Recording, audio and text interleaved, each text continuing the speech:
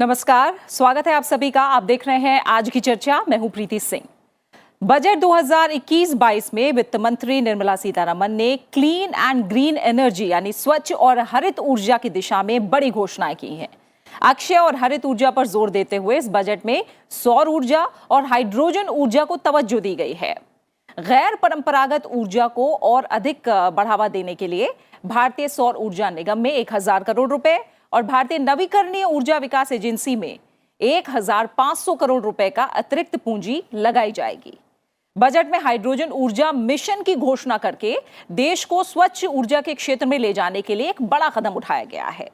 Hydrogen ऊर्जा एक स्वच्छ और हरित ऊर्जा के तौर पर देश का प्रदूषण घटाएगी। देश का जो ऊर्जा क्षेत्र है यानी एनर्जी सेक्टर जो है उसका प्रबंधन आज न केवल आर्थिक दृष्टि से अहम है बल्कि जलवायु परिवर्तन के खतरों से निपटने के लिए, कार्बन उत्सर्जन को कम करने के लिहाज से भी बहुत अहम है, क्योंकि आज भी ज्यादातर ऊर्जा उत्पादन तापीय ऊर्जा संयंत्र से होता है जो पूरी तरह से कोयले के उपयोग पर निर्भर है।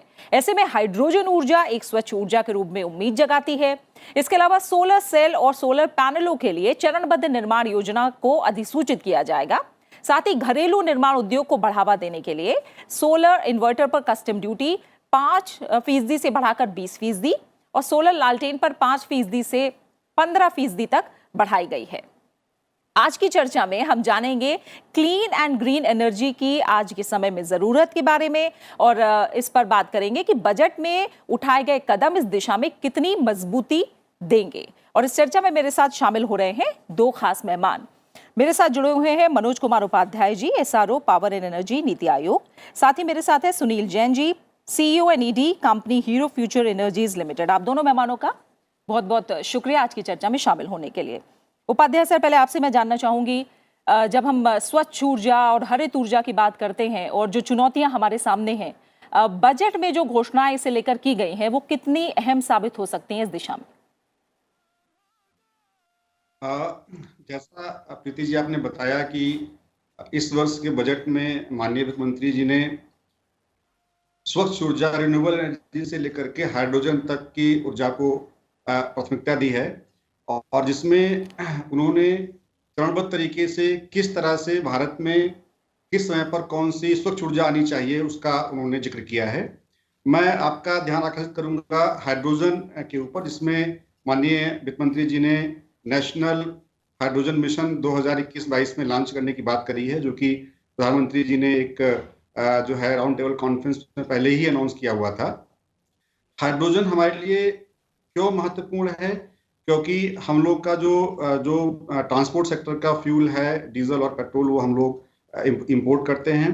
प्लस साथ साथ में हम लोग जो रिन्यूएबल एनर्जी की बात करते हैं, इसमें सोलर ऊर्जा और जो है सौर ऊर्जा और पवन ऊर्जा की बात करते हैं, उसको हमें स्टोरेज की जरूरत पड़ेगी, क्योंकि वो जो है हमारे पास 3 से 4 घंटे या 5 घंटे ही उपलब्ध होने वाली है। तो उसमें हाइड्रोजन जैसे नई ऊर्जा का बहुत बड़ा योगदान होने जा रहा है और ये ना सिर्फ हमें ट्रांसपोर्ट सेक्टर में हमारे लिए विकल्प के रूप में उपलब्ध होगी, बल्कि इसको हम लोग स्टोरेज के रूप में भी प्रयोग कर पाएंगे। साथ साथ में हमारे पास जो सबसे बड़ा ट्रेडिशनल हमारा इश्यू है वो है डिस्कॉम को लेकर के, क्योंकि जो भी हमारे पास ग्रीन ऊर्जा आने वाली है या जो रिन्यूएबल एनर्जी में घोषणाएं हो रही हैं, या हम अगर इलेक्ट्रिकल व्हीकल की बात करें, अगर हम मोबिलिटी की बात करते हैं, चार्जिंग इंफ्रास्ट्रक्चर की बात करते हैं, तो उसको डिस्कॉम ही सपोर्ट करने वाला है। तो उसके जो है उसके लिए 3 लाख करोड़ रुपए से ऊपर की धनराशि 5 साल में रिस्ट्रक्चर्ड तरीके से अनाउंस की गई है। साथ साथ में एक ये भी संभावना है कि भारत में 2030 तक जितने भी जो है नई व्हीकल सेल होगी उसमें से 30% ईवी सेल को बढ़ावा मिलेगा और 2040 तक भारत विश्व का चौथा बड़ा मार्केट होगा, जिसमें हम लोग इसको मैन्युफैक्चरिंग भी करेंगे और इसका उपयोग भी करेंगे। तो इस तरह से स्वच्छ ऊर्जा और ग्रीन ऊर्जा के बारे में यह बजट बहुत ही प्रेरणादायक है और इसने एक हम लोग के लिए रोड मैप सेट किया है, जिसको हम लोग इस साल से लेकर के और एटलीस्ट ग्रीन हाइड्रोजन के लिए हम लोग जो है 4 से 5 साल में काफी काम करने वाले हैं। बिल्कुल। सुनील जैन जी, मैं पहले आपका नजरिया समझना चाहूंगी। अगर हम भविष्य की ज़रूरतों की बात करते हैं ग्रीन एनर्जी को लेकर, स्वच्छ ऊर्जा को लेकर, तो कितना ज़्यादा हमें निर्भर होना पड़ेगा इस एनर्जी पे? क्या फिलहाल ज़रूरतें हैं और आगे रास्ता क्या दिख रहा है? अगर आप आज को देखें तो आज हमारे देश में करीब करीब 380 गीगावाट इंस्टॉल्ड कैपेसिटी है पूरे ऊर्जा की सब मिला, जिसमें से 90 गीगावाट है क्लीन एनर्जी।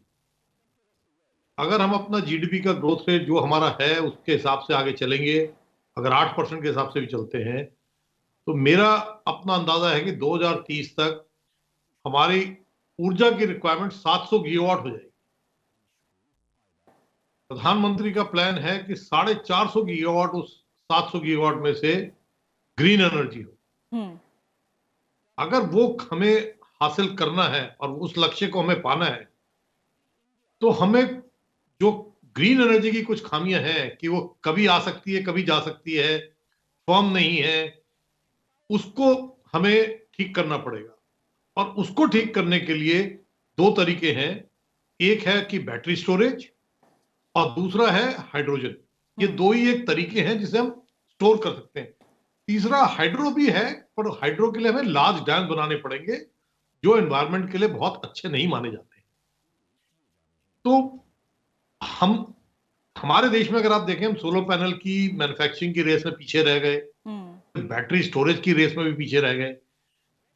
तो इस बार जो है देश को एक डायरेक्शन देने के लिए शुरू से ही हमने ग्रीन हाइड्रोजन का एक मिशन बना दिया, जो एक बहुत बढ़िया कदम है देश के लिए कि अगर हमें 5 साल में आत्मनिर्भर बनना है ग्रीन हाइड्रोजन में, तो हमें आज से शुरू करना पड़ेगा और हमें किसी पे हार वाले के ऊपर हमें नहीं रहना पड़ेगा। हाइड्रोजन की दो चीजें होती हैं, एक ब्लू हाइड्रोजन भी होता है, ग्रीन हाइड्रोजन भी होता है जी। हाइड्रोजन के अंदर ऊर्जा की बहुत ज्यादा जरूरत होती है, तो अगर आपने उसको ब्लू हाइड्रोजन अपने कोल वाली उससे करा तो कोई फायदा नहीं है कि जितना आप हाइड्रोजन से सेव करोगे उतने आप उधर गंवा दोगे। तो ग्रीन हाइड्रोजन को बढ़ावा देना हमारे लिए बहुत बड़ी बात है। तो दूसरा चीज ये है कि हमें अगर आत्मनिर्भरता की बात कर रहे हैं, जो आत्मनिर्भर स्कीम है, तो एक तो है कि आपको जो नजर आ रहा है कि सेकी को हमने पैसे दे दिए 1000 करोड़, इरडा को पैसे दे दिए 1500 करोड़, बट एक प्रोडक्शन लिंक्ड इंसेंटिव स्कीम है जिसके अंदर सोलर मैन्युफैक्चरिंग को भी पैसे मिलेंगे, जो कि करीब करीब 40-50 हजार करोड़ का प्लान है सरकार का डिफरेंट सेक्टर के लिए। उसमें से पैसे सोलर मैन्युफैक्चरिंग के लिए भी आएंगे। तो वो हमको एक आत्मनिर्भरता करेंगे इतने बड़े प्लान को आगे ले जाने के लिए, जिससे जॉब क्रिएशन होगी, जिससे हमारी अपनी मैन्युफैक्चरिंग होगी, तो हमें फॉरेन एक्सचेंज आउटफ्लो नहीं होगा और साथ में हमें हाइड्रोजन का भी रहेगा। इस बजट में मेरे को जो एक ही कमी खलती है, जो है कि विंड एनर्जी के लिए शायद जो इस टाइम मुश्किलों से गुजर रही है, कोई सपोर्ट नहीं मिला, जो मैं चाहता हूं कि सरकार भी बजट में नहीं कर पाई है तो आगे देखे। और डायरेक्शन हमारी बहुत अच्छी है एंड वी मस्ट थैंक प्रधानमंत्री एंड फाइनेंस मिनिस्टर कि उन्होंने हमें जो ये बजट दिया है जिससे हम रिन्यूएबल एनर्जी में आत्मनिर्भर बन पाए। बिल्कुल, वो पता है जी, जो विंड एनर्जी को लेकर सपोर्ट की बात है, जिसमें थोड़ी बहुत निराशा हाथ लगी है, उसको लेकर भी मैं आपकी राय जानना चाहूँगी। लेकिन उससे पहले मैं समझना चाहूँगी कि जो हाइड्रोजन ऊर्जा नीति की घोषणा है, इसे काफ़ी अहम माना जा रहा है। और क्योंकि हम जानते हैं कि हाइड्रोजन जो है वो भविष्य का एक स्वच्छ ईंधन है, और अपने यहाँ बात करें तो हाइड्रोजन से चलने वाले वाहन तो बने हैं, लेकिन जो हाइड्रोजन की उपलब्धता है और उसके इस्तेमाल की दिशा है, उसमें अभी तक कोई खास प्रगति नहीं हुई। तो जिस तरह से हमने देखा कि सौर मिशन में भारत ने कई बड़े लक्ष्य निर्धारित किए और तेजी से उस पर काम किया है, उसी तरह क्या हाइड्रोजन ऊर्जा को लेकर भी अब अच्छी रणनीति तैयार होगी और हम जमीन पर इंप्लीमेंटेशन भी उसका अच्छी तरह से देख पाएंगे इसके बाद? जी प्रीति जी, बिल्कुल जैसा आपने बताया कि सौर ऊर्जा को लेकर के मिशन बनाया गया था, उसमें काफी उपलब्धता भी हासिल हुई। तो पहले से ही हमारे पास जो MNRE है, जो रिन्यूएबल एनर्जी को देखती है मंत्रालय, उसमें ऑलरेडी एक हाइड्रोजन मिशन या हाइड्रोजन को लेकर के कमेटी बन चुकी है, जो कि इसके टेक्नोलॉजी को, इसके और प्रॉस्पेक्ट को देख रही है। जैसा आपने बताया कि इसकी उपलब्धता क्या रहेगी, कैसा इसका प्रयोग होगा, क्या इसके बारे में हम लोग डोमेस्टिकली या मैन्युफैक्चर करेंगे, क्या है। जैसे सुनील जी ने बताया कि हमारे पास ब्लू और ग्रीन दो टाइप की इसमें ऊर्जा है। अगर हम इसको कोल बेस्ड, क्योंकि इसमें क्या होता है कि हम लोग इलेक्ट्रिसिटी प्रोसेस को लेकर के आते हैं, पानी उसमें प्रोसेस होता है और उसमें हाइड्रोजन और O2 को अलग करते हैं। तो अगर हम इसको थर्मल बेस्ड तापीय ऊर्जा के थ्रू हम इसको उसका प्रोसेस अपनाते हैं इलेक्ट्रोलिसिस, तो उसमें फिर हम वही कार्बन उत्सर्जन कर रहे हैं, तो इसे हम लोग ब्लू फॉर्म देखते हैं। ग्रीन में क्या है कि हमारे पास चूंकि बहुत बड़ा सौर ऊर्जा का क्षेत्र है, जिसमें हमारे पास जैसे साहब ने बताया कि 700 गीगावाट के आसपास हम लोग 2030-40 में कोशिश कर रहे हैं कि हमारे पास रिन्यूएबल एनर्जी आ जाए, तो उसको हम लोग बहुत सस्ती होगी और उसको हम लोग उसके थ्रू हम लोग ग्रीन हाइड्रोजन बनाएंगे। और चूंकि रिन्यूएबल एनर्जी सस्ती होगी तो उससे जो हमारा हाइड्रोजन का जो प्रोडक्शन होगा सस्ता होगा, और वो हमारे ट्रांसपोर्ट में भी सस्ता फ्यूल जाएगा और हमारे अन्य क्षेत्रों में भी सस्ता फ्यूल जाएगा। प्लस इसका एक कैस्केडिंग इफेक्ट है, जो उसके आसपास में और बहुत सारी इंडस्ट्री निकल करके आएंगी। सिर्फ और सिर्फ हाइड्रोजन नहीं आएगा, साथ साथ में इस बजट में सिर्फ और सिर्फ मिशन का अनाउंसमेंट नहीं हुआ है, एक कॉम्प्रिहेंसिव सोच बताई गई है कि कैसे इसको हमें इसमें रिसर्च करना है, कैसे इसको हमें अडॉप्टेशन करना है, टेक्नोलॉजी कैसे अडॉप्ट करनी है।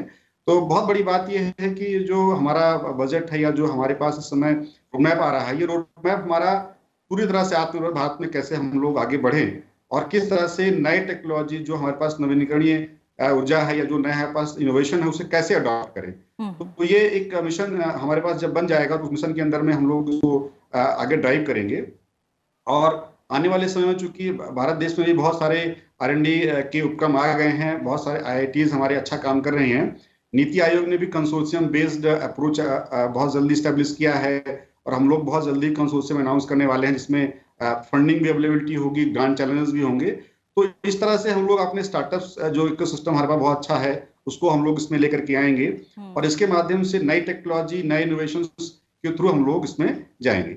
जैसे आपने बताया कि विंड एनर्जी के लिए थोड़ा सा नहीं उतना अच्छा बजट रहा है, तो बिल्कुल सही आप कह रहे हैं कि पीछे अगर आप देखा जाए तो समस्या विंड एनर्जी के लिए हमारे पास रही है, जिसमें काफी कंपनियों को समस्या भी आई, कई कंपनियों को जो है दिवालिया भी होना पड़ा है। तो उसमें मैन्युफैक्चरिंग कास्ट जो उनकी है, जो कि चाइना से उनका टरबाइन का कंपटीशन है, प्लस जो है उसके पहले चूंकि ये हमारे पास कास्ट बेसिस पे हुआ करता था, अभी टेंडर बेसिस पे आ गया है। तो ये पूरा इंटायर विंड सिस्टम का जो है इकोसिस्टम चेंज हो रहा है, काफी उसमें परिवर्तन आ रहे हैं। तो मुझे उम्मीद है कि बहुत जल्दी ही जब सरकार अपने जीएसटी कमेटी की बैठकें होंगी या जो और सारी नीतियां अनाउंस होंगी लेकर के, जैसे हम और चीजों पर ध्यान दे रहे हैं, सरकार इस पर ध्यान देगी। जबकि सरकार ने पहले ही टेंडर बेसिस पर काफी ज्यादा रियायतें दे दी हैं, इसमें अपफ्रंट कैपिंग जो टैरिफ सीलिंग था वो हटा दिया है। प्लस जो इनको जो है रिन्यूएबल एनर्जी में खासकर विंड और सोलर में जो कंपनी आती थी बिड करने के लिए, उनके लिए EMDs का एक इशू था, तो उसके लिए भी NBCC का अप्रूवल, जिसमें REC और PFC को राज्य सरकार ने कर दिया है कि आप इनको दे सकते हैं। तो इस तरह से उनके कैपेक्स की अवेलेबिलिटी और वर्किंग कैपिटल की अवेलेबिलिटी हो जाती है।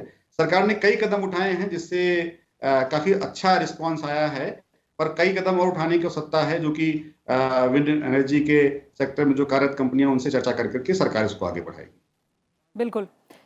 सुनील जैन जी, किसी भी क्षेत्र की बात की जाए तो कहा जाता है कि रिसर्च और डेवलपमेंट पे आप जितना ज़्यादा जोर देंगे, उस पर जितना आगे बढ़ेंगे, वो क्षेत्र उतना ही और अच्छा करेगा।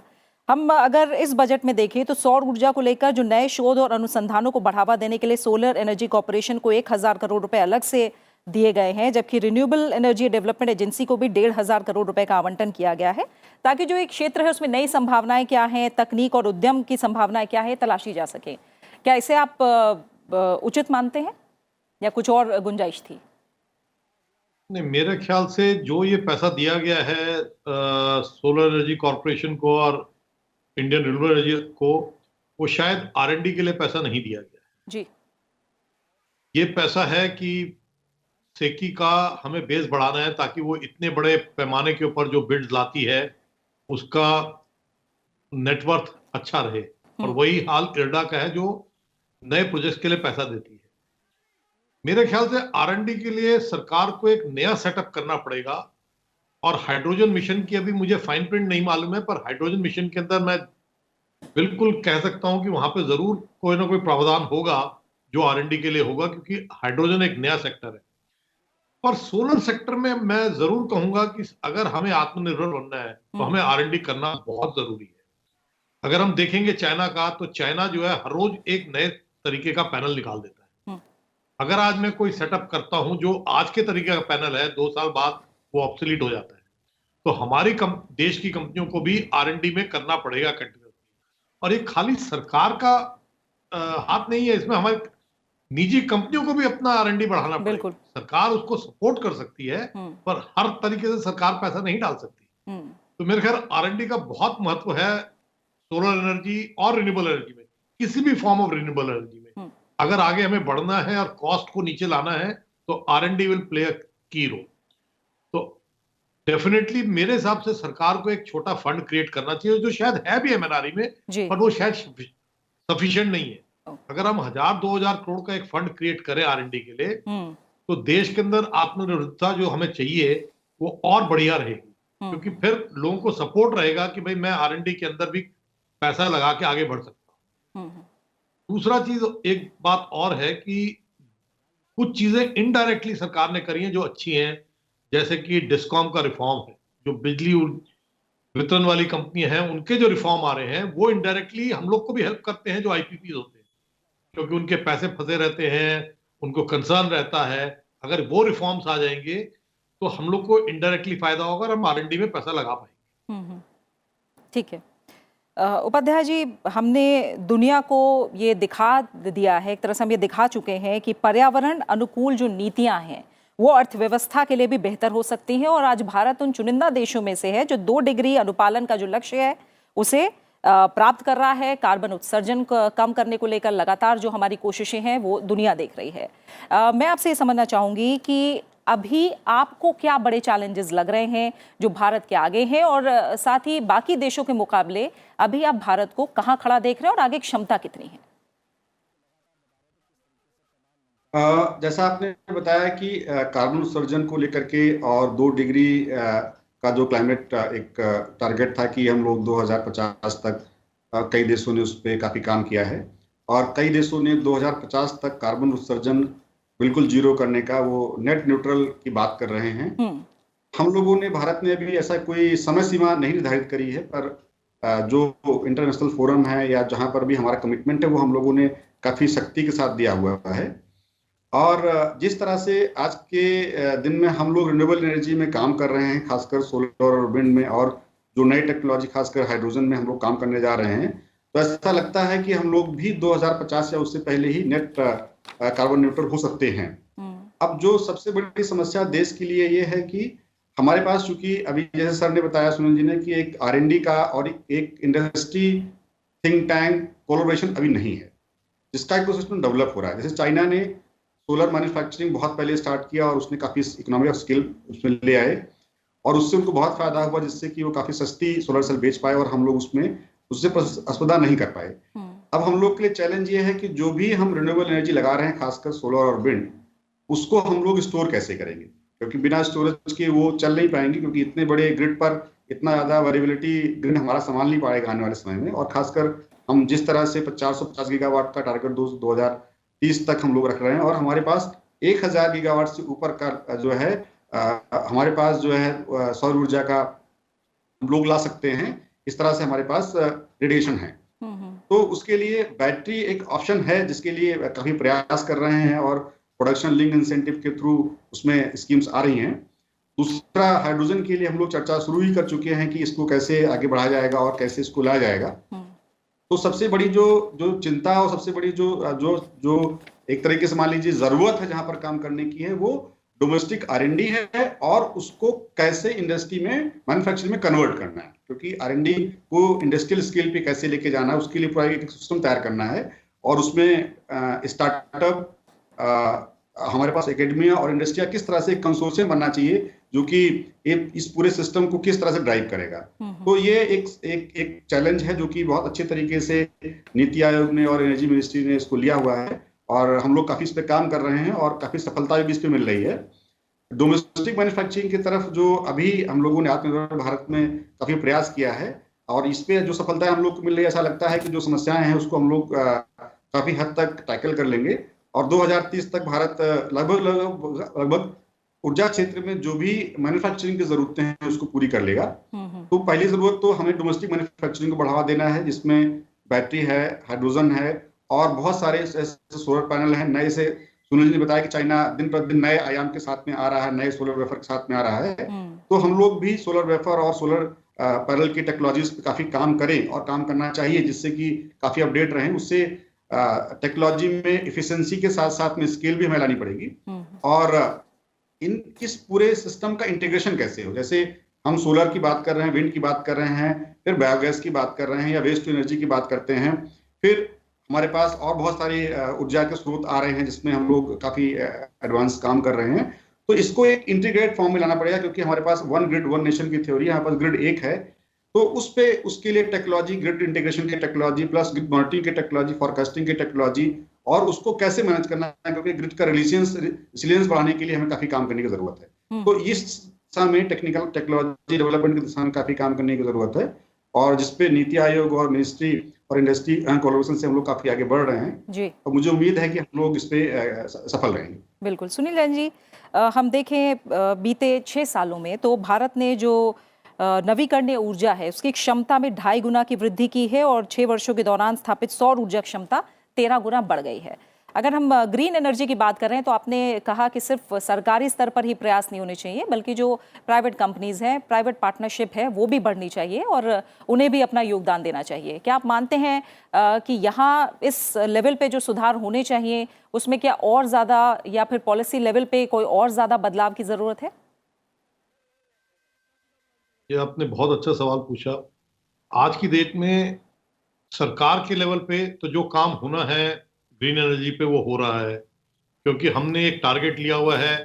और वैसे मैं आपको बता दूं, सरकार अपने टारगेट पे इस टाइम बिल्कुल ठीक चल रहा है। और दुनिया के देशों में मेरे ख्याल हिंदुस्तान ही एक ऐसा देश है जो अपने टारगेट के हिसाब से बिल्कुल ठीक चल रहा है, जो COP21 में सरकार ने कमिट किया था। पर एक तरीका जो है, हमें पूरे इसको मास मूवमेंट बनाना है। जितनी भी हमारी इंडस्ट्रीज हैं, वो स्टील है, सीमेंट है, या और कंप्यूटर इंडस्ट्रीज है, जहां पे डाटा की स्टोरेज बहुत होती है। एक तो बैटरी स्टोरेज है, एक डाटा स्टोरेज है। डाटा स्टोरेजेस के अंदर सबसे ज्यादा ऊर्जा इस्तेमाल होती है। तो अगर आपको मालूम हो, जितने भी आपके टेलीफोन के डाटा हैं या और कोई भी चीज है, तो वहां पे सब बैटरी स्टोरेज लगता है। तो उसमें जो ऊर्जा चाहिए उसको हमें सबको ग्रीन एनर्जी में कन्वर्ट करना है, और उसके लिए हमें रिफॉर्म्स लाने पड़ेंगे अपने इलेक्ट्रिसिटी एक्ट के अंदर, जहां पे कि हर एक कंपनी अपने आप में कहे कि भाई मैं ग्रीन एनर्जी खरीदूंगा। एक कैंपेन है दुनिया में, जो बड़ी बड़ी कंपनियां, एप्पल, माइक्रोसॉफ्ट, गूगल सबने एक RE100 का कॉन्सेप्ट है, जिसमें सारी बड़ी कंपनियां दुनिया की कहती हैं कि 100% रिन्यूएबल बन जाएंगे 2030-35 तक। वही चीज हमें हिंदुस्तान में लानी है कि जो हमारी जितनी भी बड़ी कंपनियां हैं वो कहें कि हम 100% रिन्यूएबल एनर्जी पे चलेंगे 2030-35। एक टारगेट लेके चलना होगा, तभी हम आगे बढ़ पाएंगे। बिल्कुल। तो उसके लिए हमें जो हमारे इलेक्ट्रिसिटी एक्ट के अंदर है, या हमारी जो डिस्कॉम्स हैं, उनके अंदर रिफॉर्म्स लाने पड़ेंगे। आज की डेट में क्या है कि जितनी भी हमारी डिस्कॉम्स हैं, उन सब की फाइनेंशियल कंडीशन खराब है। और अगर ये बड़ी कंपनियां जो हैं अपने आप ग्रीन एनर्जी अपने आप उत्पादन करके अपने आप इस्तेमाल करेंगी, तो जो उनके हाई पेइंग कंज्यूमर है वो चले जाएंगे, तो वो और तकलीफ में आ जाएंगी। तो जो सरकार ने ये रिफॉर्म का मुद्दा उठाया है, इस बार 3 लाख करोड़ रुपए दिए हैं कि यूटिलिटीज को 5 साल के अंदर रिफॉर्म लाना है, स्मार्ट मीटर लाने हैं। और एक सरकार ने ये भी बात करी थी पीछे कि भाई डायरेक्ट बेनिफिट ट्रांसफर देंगे, सब्सिडी का सबको।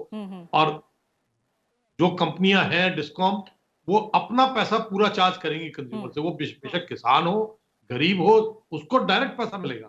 अगर ये रिफॉर्म आ जाते हैं तो मेरा ख्याल से देश जो है, जो काम 20 साल में करना है, वो 15 या 10 साल में कर पाए। बिल्कुल बिल्कुल बिल्कुल। सुनील जैन जी, इसी के साथ आज की चर्चा का समय पूरा हो गया है। आपने जो सुझाव दिए हैं जाहिर तौर पर वो काफ़ी अहम है, और तेज़ गति से आगे बढ़ने के लिए उन पर ज़रूर गौर किया जा सकता है। सुनील जैन जी आपका और मनोज कुमार उपाध्याय जी, आप दोनों मेहमानों का फिलहाल बहुत बहुत शुक्रिया आज की चर्चा में शामिल होने के लिए।